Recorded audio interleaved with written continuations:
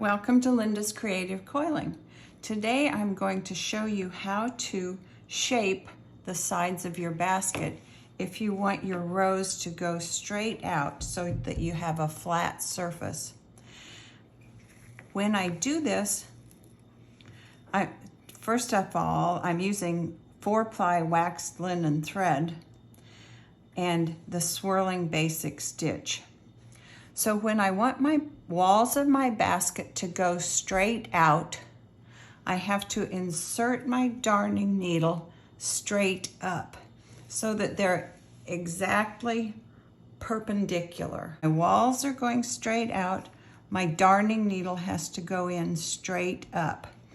Now, since this is a swirling stitch, it's a little hard to show because it will also be angled a little bit, like from 11 o'clock to 1 o'clock.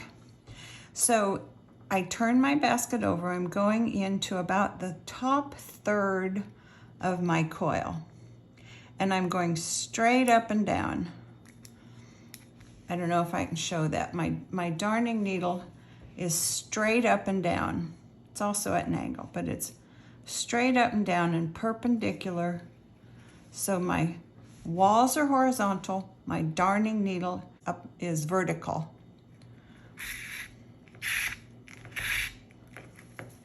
And I pull it tight.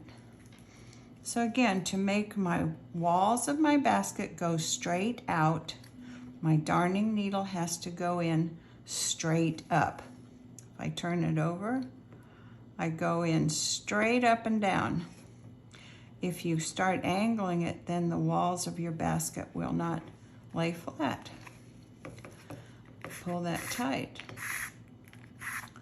Another thing you can do is physically lay the coil right so it's going straight out. That helps too.